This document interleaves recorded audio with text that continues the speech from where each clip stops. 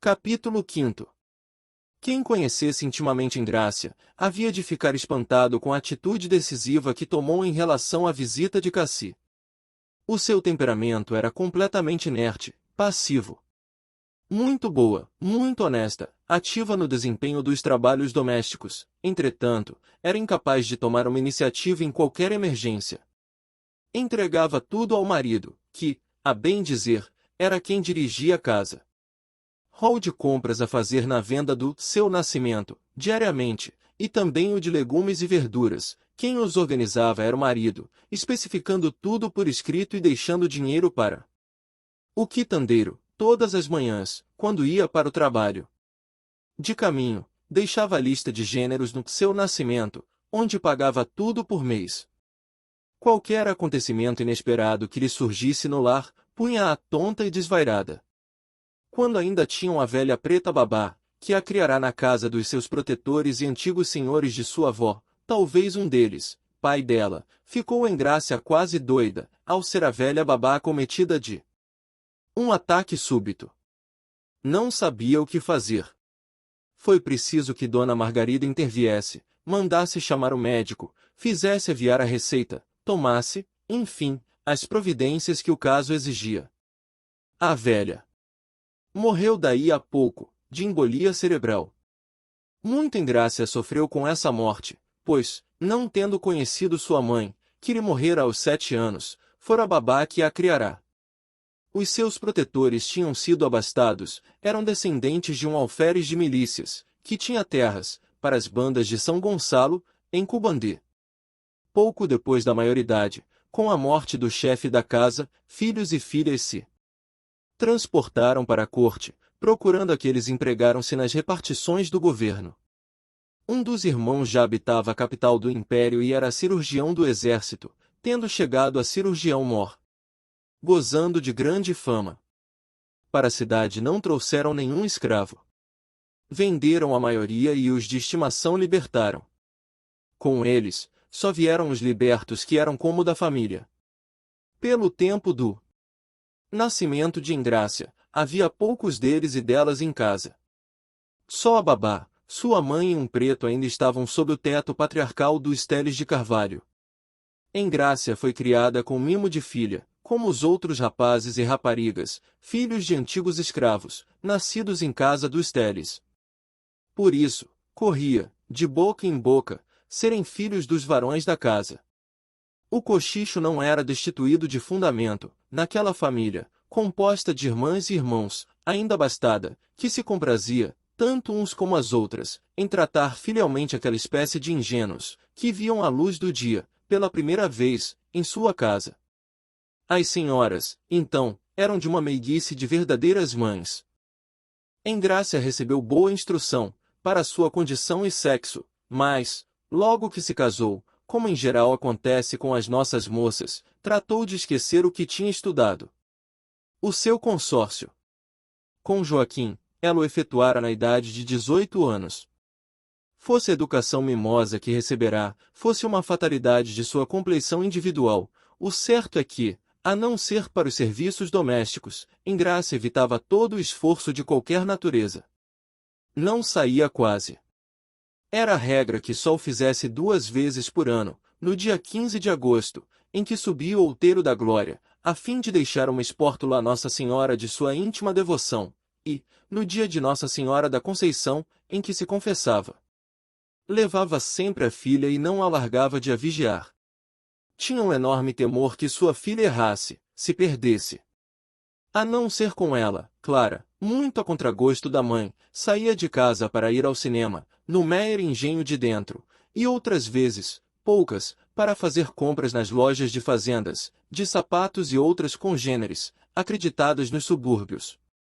Essa reclusão, mais do que isso, a constante vigilância com que sua mãe seguia os seus passos, longe de fazê-la fugir aos perigos a que estava exposta a sua honestidade de donzela, já pela sua condição, já pela sua cor, fustigava-lhe a curiosidade em descobrir a razão do procedimento de sua mãe. Clara via todas as moças saírem com seus pais, com suas mães, com suas amigas, passearem e divertirem-se. Por que seria então que ela não o podia fazer? A pergunta ficava sempre sem resposta, porque não havia meio, naquele isolamento em que vivia, de tudo e de todos, de encontrar a que cabia. Engrácia, cujos cuidados maternos eram louváveis e meritórios, era incapaz do que é verdadeiramente educação. Ela não sabia apontar, comentar exemplos e fatos que iluminassem a consciência da filha e reforçassem-lhe o caráter, de forma que ela mesma pudesse resistir aos perigos que corria. A mulher de Joaquim dos Anjos tinha a superstição dos processos mecânicos, daí o seu proceder monástico em relação a Clara. Enganava-se com a eficiência dela, porque, reclusa, sem convivência, sem relações, a filha não podia adquirir uma pequena experiência da vida e notícia das abjeções de que está cheia, como também a sua pequenina alma de mulher, por demais comprimida, havia de se extravasar em sonhos de amor, de um amor extra-real, com estranhas reações físicas e psíquicas. Acresce, ainda, que era geral em sua casa o gosto de modinhas. Sua mãe gostava, seu pai e seu padrinho também. Quase sempre havia sessões de modinhas e violão na sua residência. Esse gosto é contagioso e encontrava, no estado sentimental e moral de Clara, terreno propício para propagar-se. As modinhas falam muito de amor, algumas delas são lúbricas até, e ela, aos poucos, foi organizando uma teoria do amor, com os descantes do pai e de seus amigos. O amor tudo pode, para ele não há obstáculos de raça, de fortuna, de condição, ele vence, com ou sem pretor, zomba da igreja e da fortuna, e o estado amoroso é a maior delícia da nossa existência, que se deve procurar gozá-lo e sofrê-lo, seja como for. O martírio até dá-lhe mais requinte. As emolientes modinhas e as suas adequadas reações mentais ao áspero proceder da mãe tiraram-lhe muito da firmeza de caráter e de vontade que podia ter, tornando-a uma alma amolecida, capaz de render-se às lábias de um qualquer perverso, mais ou menos ousado, farsante e ignorante, que tivesse a animá-lo o conceito que os bordelengos fazem das raparigas de sua cor. Cassi era dessa laia, entretanto, Clara, na sua justificável ignorância do mecanismo da nossa vida social, julgava que seus pais eram com ele injustos e grosseiros. Depois do baile de seu aniversário, 15 ou 20 dias depois, num domingo, Cassi bateu à porta da casa de seus pais. Engrácia estava justamente arrumando a sala de visitas, recebeu-o com visível desgosto e gritou à cozinha, onde estava Clara. Chama teu pai, que está aí seu Cassi. A moça ia se aproximar para falar ao modinheiro, quando a mãe lhe disse rapidamente: Vá chamar seu pai. Ande. Joaquim não custou a vir, e, após os cumprimentos, dirigiu-se ao rapaz. Que é que manda nesta casa, meu caro senhor? Nada. Fui visitar um amigo e, passando pela sua porta, resolvi cumprimentá-lo. Muito obrigado. A partida de solo está fervendo e eu não me posso demorar. Cassi olhou um instante, com seu olhar mau, o velho mulato, mas a nada se atreveu. Estiveram calados 2 ou 3 minutos um diante do outro, até que o famoso violeiro tomou o alvitre de despedir-se. Clara veio saber da cena, pela narração que seu pai fez à sua mãe, e ficou aborrecida, cheia de desgostos com eles e com a situação em que estava, imposta por eles, para o seu sofrimento. Avaliou em algum ressaibo de revolta o procedimento dos pais. O que queriam fazer dela? Deixá-la ficar para tia ou fazê-la freira? E ela precisava casar-se? Era evidente, sua mãe e seu pai tinham, pela força das coisas, que morrer antes dela, e, então, ela ficaria pelo mundo desamparada? Cochichavam que Cassi era isto e era aquilo, Dona Margarida e o padrinho eram os que mais mal falavam dele, que era um devasso, um malvado, um desencaminhador de donzelas e senhoras casadas. Como ele poderia ser tanta coisa ruim, se frequentava casas de doutores, de coronéis, de políticos? Naturalmente havia nisso muita inveja dos méritos do rapaz, em que ela não via senão delicadeza e modéstia e, também, os suspiros e os dengues de violeiro consumado. Uma dúvida lhe veio, ele era branco, e ela, mulata. Mas que tinha isso? Havia tantos casos. Lembra-se de alguns. E ela estava tão convencida de haver uma paixão sincera no Valdevinos, que, ao fazer esse inquérito, já recolhida, ofegava, suspirava, chorava, e os seus seios duros quase estouravam de virgindade e ansiedade de amar. De resto, era preciso libertar-se, passear, conhecer a cidade, teatros, cinemas. Ela não conhecia nada disso. Até ir de um pulo à venda do seu nascimento não tinha licença. Um dia, por inadvertência, faltou sal para preparar o jantar, pois, nem mesmo assim, teve licença de ir à venda, e sua mãe não foi, para não deixá-la só. Tiveram de esperar 1 hora, até que o caixeiro passasse. Entretanto, o armazém do seu nascimento não era mal frequentado, e todos que lá paravam eram pessoas de certa consideração e sem pecha alguma. Esta última observação de Clara era inteiramente verdadeira. Mesmo a Rosalina, mais conhecida pelo apelido pejorativo de Madame Bacamarte, apesar da vida má e desgraçada que levava, no armazém se portava com todo o rigor. Era verdadeiramente infeliz, essa rapariga. Seduzido em tenra-idade, a polícia obrigou o sedutor a casar-se com ela. Nos 3 primeiros anos, as coisas correram mais ou menos naturalmente. Ao fim deles, devido a reveses, o marido começou a embirrar com ela, a atribuir-lhe toda a sua desgraça, a espancá-la, mas dando alguma coisa com que ela se sustentasse e aos filhos. Já bebia, o marido dela, e, por esse tempo, fazia-o sem método nem medida.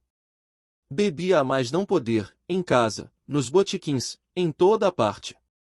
Faltava a oficina para beber. Rosalina pegou o vício do marido e, do pouco dinheiro que ele lhe dava ou com o seu trabalho obtinha, comprava para ti. O marido devia 6 meses de casa, um modesto barracão de madeira, com uma sala, um quarto e um pequeno adendo para a cozinha.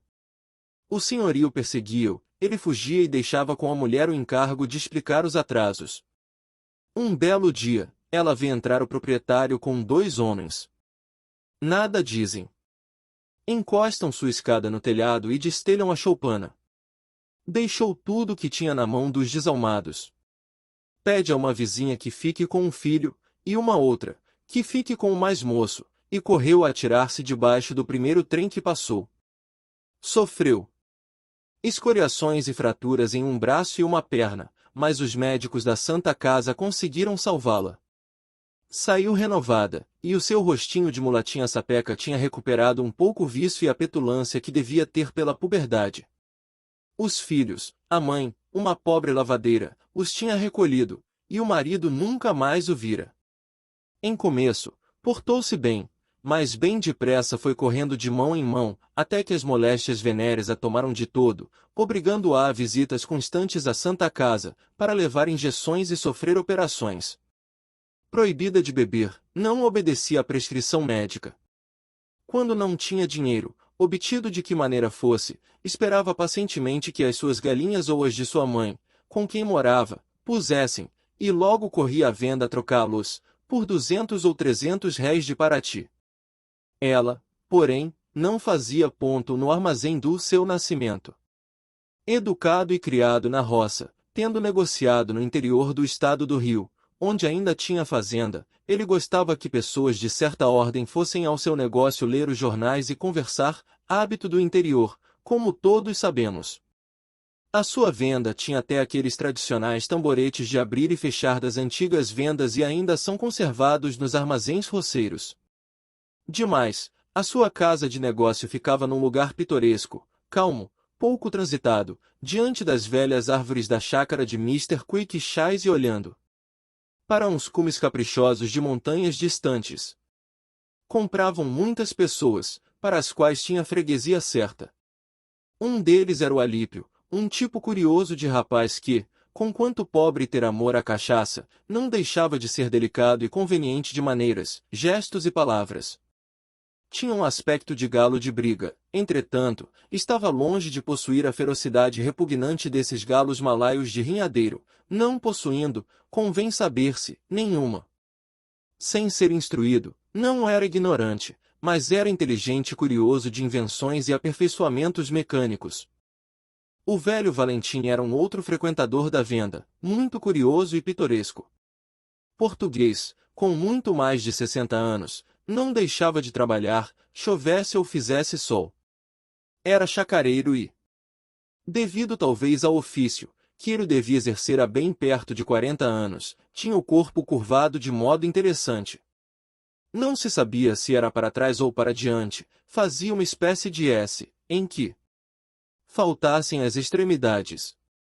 Contava longos casos que não se acabavam mais, especialmente o João de Calais, como ele pronunciava, pontilhando a sua longa e enfadonha narração, com rifões portugueses de uma graça saborosa e uma filosofia saloia. Era o que se aproveitava da sua conversa. Aparecia, também, em certas ocasiões, o Leonardo Flores, poeta, um verdadeiro poeta, que tivera o seu momento de celebridade no Brasil inteiro e cuja influência havia sido grande na geração de poetas que se lhe seguiram. Naquela época, porém, devido ao álcool e desgostos íntimos, nos quais predominava a loucura irremediável de um irmão, não era mais que uma triste ruína de homem, amnésico, semi-imbecilizado, a ponto de não poder seguir o fio da mais simples conversa. Havia publicado cerca de 10 volumes, 10 sucessos, com os quais todos ganharam dinheiro, menos ele, tanto assim que, muito pobremente, ele, mulher e filhos agora viviam com o produto de uma mesquinha aposentadoria sua, do governo federal. Raro era sair, porque a mulher punha todo o esforço em que ele o não fizesse. Mandava buscar para ti, comprava-lhe os jornais de sua estimação, a fim de que ele permanecesse em casa. As mais das vezes, ele obedecia, mas, em algumas raras, recalcitrava, saía, com 500 réis em cobre, na algibeira, bebia aqui, ali, dormia debaixo das árvores das estradas e ruas pouco frequentadas, e, mesmo, quando o delírio alcoólico tornava forte, despia-se todo e gritava heroicamente numa doentia e vaidosa manifestação de personalidade. Eu sou Leonardo Flores. O povo sabia vagamente que ele tinha celebridade. Chamava-o, o poeta. No começo, caçoava com ele, mas ao saber de sua reputação, deram em cercá-lo de uma piedosa curiosidade. Um homem desses acabar assim, que castigo! Dizia um. É coisa feita.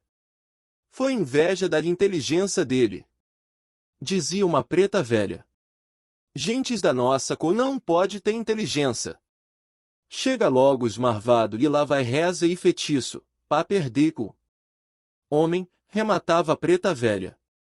Aparecia um circunstante mais prático na sua piedade, vestia novamente o poeta e levava-o para casa. Era justamente a ele, Leonardo Flores, que o doutor Menezes procurava, quando, naquela manhã de dia santo e não feriado, entrou na venda de seu nascimento, mancando, devido à inchação das pernas, e com as suas barbas brancas, abundantes, mas não cerradas, aparadas e tratadas à imitação do nosso último imperador. O doutor Menezes galgou a soleira da porta com esforço, parou um instante, logo que se viu no interior da venda, pôs as mãos nas cadeiras e respirou com força. Após os cumprimentos, perguntou: O Flores não tem aparecido? Há muito tempo que não vem aqui, fez o seu nascimento do interior do balcão. Fui à casa dele, e disse-me a mulher que havia saído. Preciso tanto dele. Ao dizer isto, sentava-se no tamborete que o caixeiro lhe abrirá e o pusera onde ele estava, o dentista. Descansou mais um pouco, sorveu mais uma forte dose de ar e, dirigindo-se ao Alípio, perguntou: Como vai você, Alípio? Só estavam na venda Alípio e o velho Valentim, este em pé, encostado ao umbral de uma porta lateral, e aquele, sentado, lendo um jornal. Alípio respondeu: Vou bem, não tão bem como o senhor, que anda agora em companhia de almofadinhas artistas. Como? Fez espantado o dentista particular. É o que dizem. Corre aqui que o senhor está toda a noite com o mestre violeiro Cassi e vários companheiros, num botequim do Engenho Novo. É verdade. São todos rapazes decentes, que... Então, o Cassi, este é de colete? Dizem, interveio, seu Nascimento, que esse rapaz é um bandido, acudiu Alípio. Ele merecia mais do que cadeia, merecia ser queimado vivo. Tem desgraçado mais de 10 moças e não sei quantas senhoras casadas. Isto é calúnia, protestou Menezes. Fala-se muito por aí. Que o quê? Os processos têm corrido, os jornais têm publicado, e ele arranja meios e modos para livrar-se das penalidades e lançar na desgraça moças e senhoras, confirmou Alípio. Como ele consegue isso? Indagou seu Nascimento. No começo, com a proteção do pai. Ao fim do segundo ou terceiro caso que veio a público, o pai não lhe falou mais e nunca mais se interessou pela sua liberdade. Sucederam-se outros, e, graças à intervenção da mãe junto a um irmão, médico do exército, ele pôde arranjar rábulas sem escrúpulos, que, pelos meios mais nojentos, conseguiram retirá-lo das grades da detenção. Caluniava as vítimas. Com justificações em que eram testemunhas Timbó, Arnaldo e outros tais. Contou-me a Vicência, o senhor não a conhece, seu Nascimento? Perguntou Alípio. Quem é? Perguntou por sua vez o taberneiro. É aquela crioula velha que vem aqui, às vezes, fazer compras, para a casa do Major Carvalho. Ela foi empregada na casa do pai de Cassi muito tempo. Um dia, ela não sabe bem por que, o pai expulsou de casa. A mãe mandou-o para a casa do irmão em Guaratiba. Lá, ele fez ou pretendeu fazer uma das suas, mas o tio não esteve pelos autos, despachou-o para a irmã. A muito custo, a mãe conseguiu que ficasse num porão dos fundos, que mal tem a altura dele. Nesse socavão é que ele mora e come. Nunca sobe nas dependências superiores da casa, com medo do pai.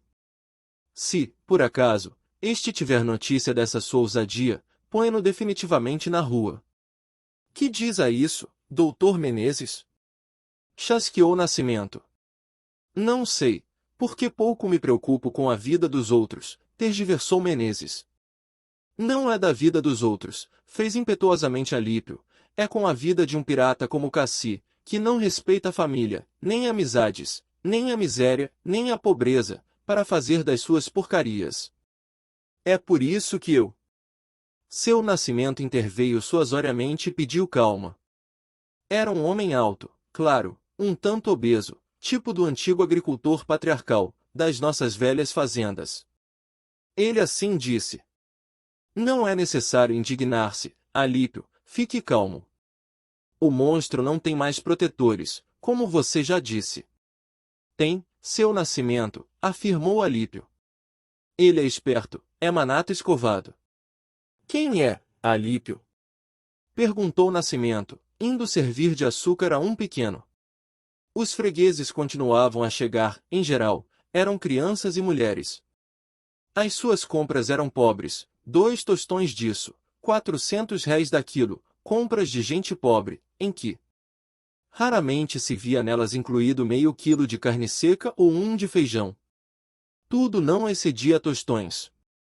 Mesmo atendendo aos fregueses, sozinho, pois os caixeiros tinham ido correr a clientela fixa do armazém, seu Nascimento não perdia o fio da conversa, e ela continuava naturalmente. Alípio, habituado a isso, não suspendeu a narração e deu a resposta pedida. O protetor dele, agora, é um tal Capitão Barcelos, chefe político na estação de... Tem influência e foi por saber disso que Cassi aderiu a ele. Já nessa última eleição para uma vaga de intendente, ele funcionou com o seu rancho ao lado de Barcelos. Não houve desordens, porque não apareceu outro candidato, mas ele queria fazer uma para ganhar prestígio. Assim e aos poucos, vai ganhando a confiança de Barcelos, a ponto do Freitas, que é o subcabo deste, sentir-se magoado e preterido.